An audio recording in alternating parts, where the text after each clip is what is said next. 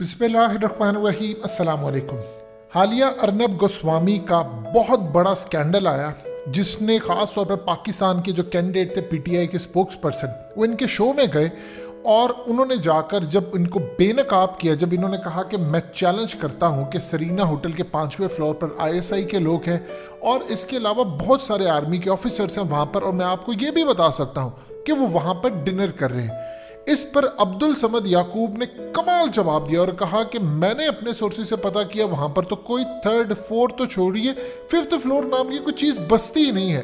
तो आपके इंटेलिजेंस की ये पूरी जो नाकामी है वो मैं दुनिया के सामने रखता हूं। इसके बाद अब इस वीडियो में आज हम इसको करने जा रहे हैं पूरी तरह बेनकाब, क्योंकि इस शख्स ने अब आया है सामने दुनिया के और आकर कहता है कि मैंने असल में प्रैंक किया था, जो पाकिस्तानियों के साथ प्रैंक किया था। और पाकिस्तानी इतने बेवकूफ़ हैं, पाकिस्तानी इतनी वेली कौम है, और हमारे मीडिया को भी कहा और फिर आईएसआई को बदनाम किया हामिद मीर का नाम लेकर, क्योंकि इंडिया का तो वो फेवरेट है हामिद मीर। तो उस पर इस शख्स ने आकर कहा कि पाकिस्तानियों की अक्ल तो घास चढ़ने गई हुई है, पाकिस्तानी जो बेवकूफ़ लोग हैं, मैंने इनके साथ एक प्रैंक किया था और इन लोगों ने उसको सीरियस ले लिया। अब ज़रा सुनते जाइएगा।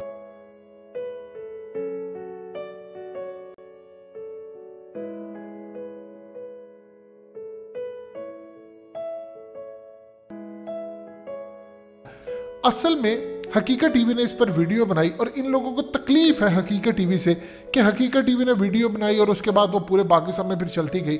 अब्दुल समद याकूब बेसिकली जो इस शो के अंदर थे जिन्होंने इसको बेनकाब किया, उन्होंने हकीकत टीवी को ट्विटर पर मैसेज किया और कहा कि बहुत सारी जगहों पर वीडियो बनाई गई, लेकिन सबसे ज़्यादा मुझे वीडियो जो पसंद आई वो आई जो हकीकत टीवी ने बनाई थी। और उसके बाद हकीकत टीवी ने इसको ट्वीट किया जो आपकी स्क्रीन पर चल रहा है, और उसके बाद इन्होंने फिर रीट्वीट किया। उन्होंने कहा कि मुझे सबसे ज़्यादा जो वीडियो पसंद आई वो हकीकत टीवी की थी जो आपकी स्क्रीन पर चल रही है। अब आज ज़रा इसका जवाब देते हैं। ये कहता है असल में हुआ क्या है। हुआ यूँ है कि भारत के अंदर नहीं, पूरे इंटरनेशनल लेवल के ऊपर पूरी दुनिया में इंडिया की हुई है बेइज्जती। होता यूँ है कि जहाँ पर भी कोई मसला आता है ये उसको उठाकर आईएसआई पर डाल देते हैं। अब उसके बाद कोई भी इंटरनेशनल मीडिया, यानी अमेरिका का जो बहुत बड़ा इदारा है एक, उसने ऑलरेडी इनके बारे में कहा है कि 68% जो न्यूज़ है वो इंडिया की मीडिया से फेक आती है। अब हुआ क्या है, अब एक चीज़ आप समझिए, आप जानते हैं अर्नब गोस्वामी इस वक्त बेल के ऊपर रिहा होकर आया है।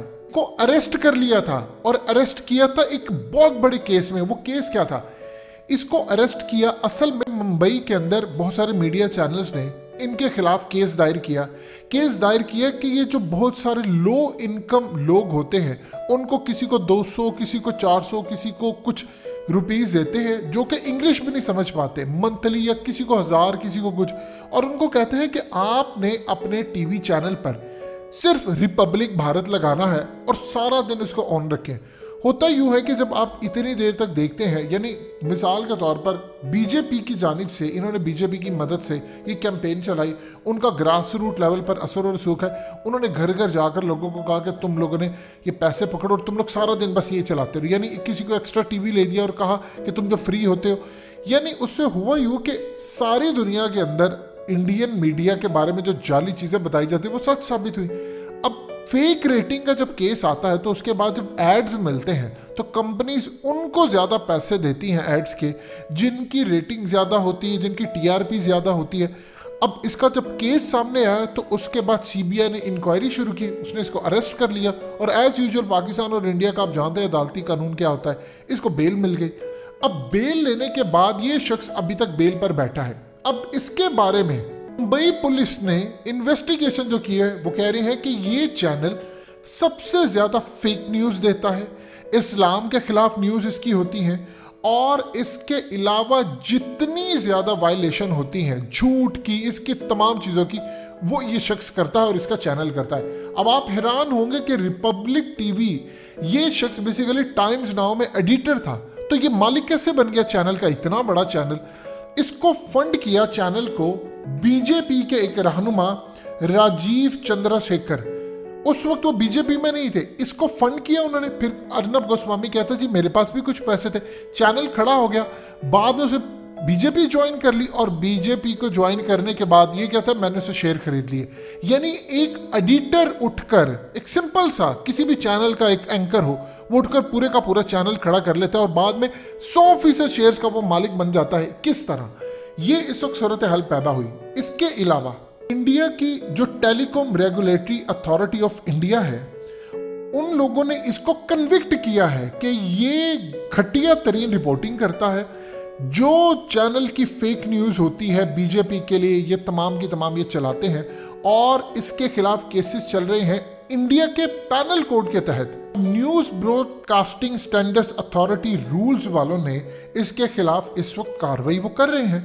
ने मुसलमानों के खिलाफ जो जो घटिया अल्फाज, जो चीज़ें कही, अब आप अंदाज़ा कर लीजिए जो 27 फरवरी का वाक़या था या उससे पहले जो पुलवामा होना था, इस शख्स को पता था और जब हुआ तो इसने जश्न मनाया कि ये तो बड़ा ज़बरदस्त काम हो गया, अब ज़बरदस्त मज़ा आएगा, क्योंकि उसके बाद उन्होंने पाकिस्तान पर इल्ज़ाम लगाना था।